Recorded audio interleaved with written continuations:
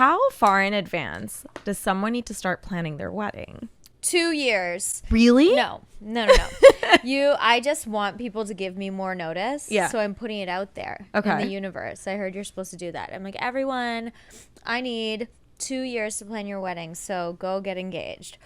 No, but really, I think a year is a good time if you don't have a wedding planner that's very experienced. But I never get 2 years. I don't even get 1 year. Sometimes I get a few weeks. Are you joking? I don't even want to let people know that I say yes to these things because I don't want them to ask, but I have to. Okay, but wait. I don't understand how that's even possible because Nish and I got engaged in 2019 and went back when we were planning on having a wedding. I got my wedding planner. We should do that. Yeah, I mean, we should really. Now that we're friends, you know, I feel like we need to reconsider this wedding situation. But we got engaged 2019, August, and I was like, okay, we're going to do the wedding in September 2020, which obviously COVID. Didn't happen. But by the time I even got to, because I was supposed to do it in Spain, and I went to venue view or whatever, so many were taken. People were booking out, like, who the fuck knows how much in advance. Yeah, so like a traditional venue right now is booked like 2 years in advance. But because of like my clients and their, our niche, we often use venues that are not traditional, that are way more difficult to execute in, but they're not super heavily booked. Wait, like what? What kind of non-traditional? You know, like I've done parties in like parking garages or like a wedding? Yeah. No. Yeah. So how do you? Yeah, we bring everything in, like power. Like I've done a wedding in like a forest that like a legitimate forest. Yes. The client owned the forest. Okay, this makes sense. Okay, they own the forest. We have so different things. Like I have like a client that bought a property to have a wedding on when they got engaged. So obviously, if you're working with venues that this is the only wedding that's ever going to happen on that property, probably, then obviously you don't need 2 years notice. But if you're looking to get married in Laguna or at the Ritz or something, then yeah, you're looking at like a year and a half or 2 years out right now. Oh my God. And then what about everything else? Like, how do you make sure that like you're not screaming and crying, like, you know, on the day of your wedding because you're so stressed? Well, you should hire a wedding planner, and you should, you know, this like seems like really obvious advice, but and people even say it to me, like I need to hear this also. But of course, a lot of the things that you know are going wrong,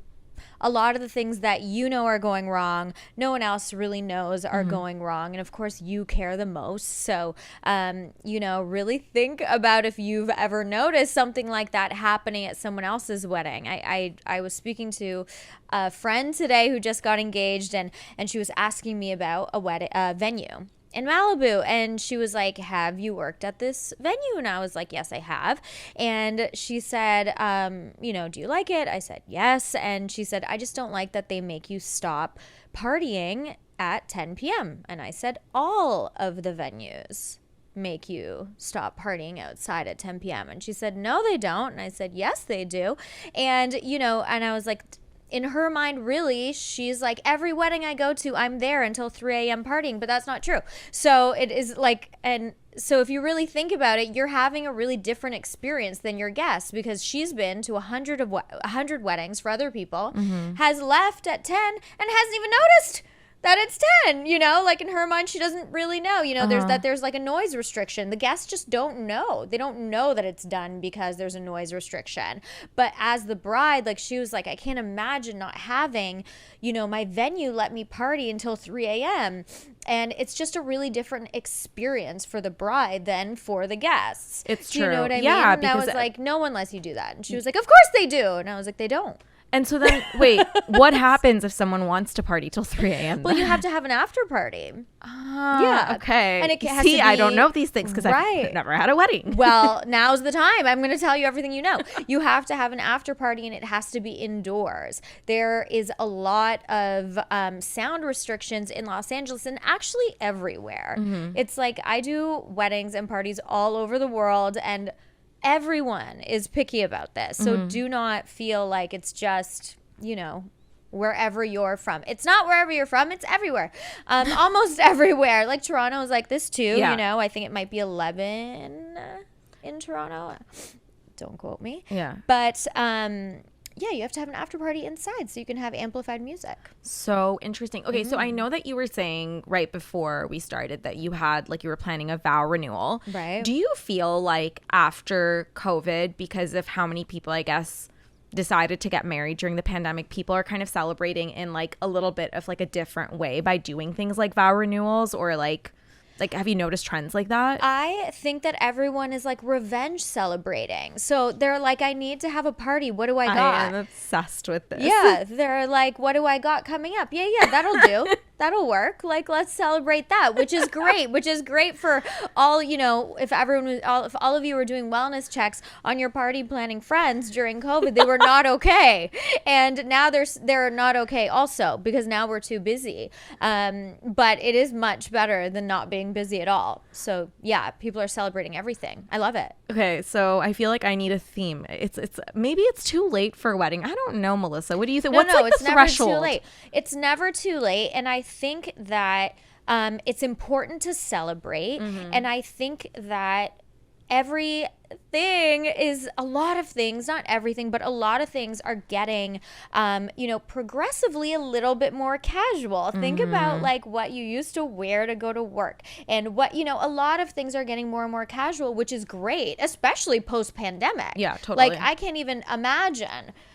Like I tell my current team, you guys have no idea. I used to put a ribbon in my hair on Monday mornings to come to meetings, and I'm like showing up. I was still wearing a bath towel in my hair this morning when I got there. I was like, sorry, my hair is not dry, and I'm like, the contrast, I would have been wearing a tiara like 3 years ago or whatever. But things are getting more casual, which is great in some respects, but with celebrating, I think it's important to celebrate, and weddings are like this one like untouched element in people's lives where it's just always appropriate to celebrate, and everyone's always excited to celebrate.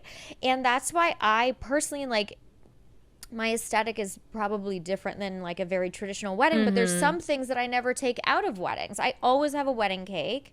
I mean, ultimately it's up to the bride, by the way. If the bride is like, I don't want one, I'm not like, well, I want one. Listen, you know what? When I go to a wedding as a guest, yes, I fucking look forward to that cake. Right. Okay, Same. I want the cake. We want the cake. And I was on TikTok, and there's like a lot on there on Bride Talk or Wedding TikTok where people are like, these are things that your guests don't care about, and they say, wedding cake. Sometimes that's on that list. And I always say, what guest does not care about wedding? Why are you even there? Who are these people? Yeah. But I think that a wedding cake is like a birthday cake. It's a celebration cake. So even if you don't eat the birthday cake, it's a celebration. They cut the cake, they blow out the candles. It's for that time and place. But the thing about birthdays is you have one every year, and maybe you do have a wedding every year. And if you do, you should get my number and we should get to know one another. But most people don't have a wedding every year. And if you're only going to have one or 2 or 3 weddings, then we should celebrate. Yeah, we should have a wedding cake. We gotta get the fucking cake. Yeah. Come on. I agree. It's necessary. Yeah, it's never out. Like some people say, this is in and that is out. And I was like, insane. The wedding cake is never out. That's like saying a venue is out. Like, this is like a how? It's not out. It's not. The wedding cake is a staple. What's next? The wedding dress? Yeah, exactly. What the hell? No. Some things are sacred. Yes. Okay, the cake is one of them. The wedding cake is important. I agree. Okay, talk to me about budget. How can someone set a budget when it comes to planning a wedding? Well, the first thing you need to do when you're setting your budget is count how many guests you have, and you actually have to make a list. Everyone I talk to, okay, so like that's the first thing you do. You have to do this because the budget, the cost of the wedding is directly correlated to how many people are there. Okay. And I meet so many people, and then I say like, well, how many people are coming? And they go, we think 120. And I'm always like, you think? And then I'm like, have you made a list? And they haven't. And they just made that number up. Just guesstimate. Yes, people always make that number up, and then I say go home and make a list, and they call back and they're like, it's 187. I'm like, that's what I'm saying. You have to make a list. Like, you have to make a list. So because this combination of people and families has not gotten married before. Yeah, it's true. So we don't know, or they'll say like, oh, my sister had 120, and I'm like, well, what about him? You know, we've got to know. So you have to make a list first and foremost, because that is the most realistic way to set a budget. Of course, you can say, I have $50,000. I'm not spending a cent over, and this is who's coming. In which case, you reverse engineer the budget, and you like we have actually. I made a promo code for your people. Ooh. It's Dream Bigger. Is it for your printables? It's for my digital downloads. And in my digital downloads, I have a wedding budget, like a sample breakdown. And it breaks down the different percentages that we use if we're going to reverse engineer a budget. So if we put in $100,000 or 50 or 20 or whatever it is, how it breaks it up. So like 35% on this, 17% on this, 2% on this, you know, whatever it is. So if you have a flat number, a hard number that you cannot go over, then you have to do that. You have to reverse engineer the budget and then only look for options within that budget. So don't have your list, go and book a venue and then say, this is how much I want to spend, because it doesn't work. How much per person should you be budgeting, or what's the range that's like not like, oh my God, you like literally did not spend enough. Right. And maybe cut some people. I think I mean, this is like a controversial opinion, but I think that you can do a chic wedding at any price point and at any budget. And I think like that if you were to invite people at 8:30 p.m. or 9 p.m. for champagne and pink velvet wedding cake, with some live music for 2 hours, that would be chic, and it would be so inexpensive. So that's how I feel. So I think that the range is determined by, the budget range is determined obviously by how many people there, but also how long they're there. Okay. So let's say that someone wants to have a cocktail hour. I'm going to be the wrong person to ask. I'm like, $5,000 per person is a great amount to spend. But we do really luxury weddings, but we did not always do super luxury weddings. No, I want price ranges like luxury and non, okay? So I want to have a wedding with a nice cocktail hour and then, you know, a nice dinner, and then it just goes on and on. This is not a 2 hour. It's not a 2 hour affair. Okay, people are there till on and on. It just goes on and on and on, and it's indoors, and we can drink all night. Okay, so let's say, you know, it really depends. Let's say you're at a nice hotel, fancy hotel. Then I would say you're going to start at $250 a person. Yeah, that makes sense. But then you can get something for like way less than that too, if you don't do like a hotel, for example. Of course, you can do like different tiers. You can do different days. It doesn't have to be a Saturday. Like I've done weddings on a Wednesday. I've done weddings on Mondays. So those things make a big difference. And also even the time of day, like I've done, this is not on and on, like your pretend wedding that we're talking about, but I did a gorgeous brunch wedding that was done by 4 p.m. It was on a Sunday. It was like 10 a.m. to 4 p.m. That could actually be really cute. It was so chic. And it was so on budget because there's an end time.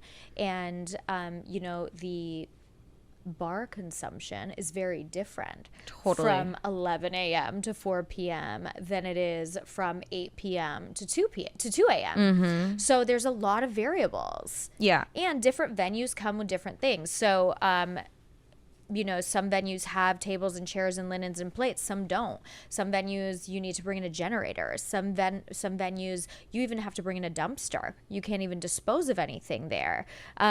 So there is so many variables.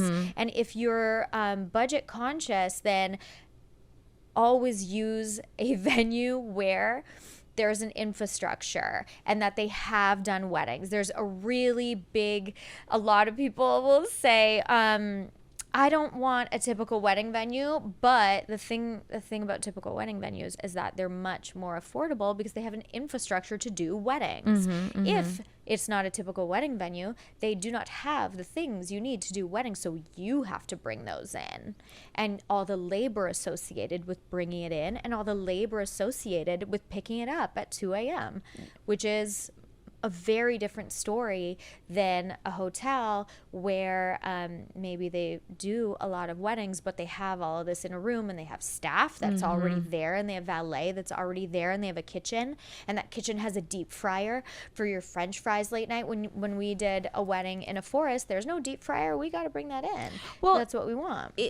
Do you find that when someone comes to you and they're talking to you about a wedding and they may think that the upfront, this hotel or this venue seems so expensive because it has the built-in cost of all the labor and stuff, but then they see the naked cost of another venue and they're like, oh, that's so much more affordable, but they don't realize that you're gonna have to pay for all the other things layered on top. Right. There's really big sticker shock when it comes to weddings, which is so understandable because we hear the prices of everything all the time, but never weddings. Yeah, totally. And then when you hear the price of weddings, it's like, well, what was included in that? Was her dress included in that? Was flights included in that? Was there a bridal, a hotel suite included? It's really difficult to get a read on the numbers because they're always different. Even for me, who's been planning parties and weddings for a decade and a half, I even dance around the subject of numbers, as you can see, because there's so many variables, What about, what do you think people can think of, splurging on and spending on, and saving on? What are just, what's typical advice you give to people? So I think the best way to save budget is to reduce the number of hours guests are there. I never, some people will say, oh, well, your guests don't care about your escort card. I'm like, great, you save $2 a person. Well, we're trying to save 10,000, not 200, So the best thing to do is the number of hours guests are there, cut it. Because now you don't have 200 people drinking for 5 hours, they're drinking for 4 hours. You don't have, because by the way, if not everyone is drinking, sometimes you're still paying per head cost. It depends on the venue. But, and then if you're going to go full on with the design, you're going to bring everything in, then every 8 people is a significant increase. Every 8 people get 8 chairs, another table, another linen, another centerpiece, another 5 candles, another 8 place settings, another 8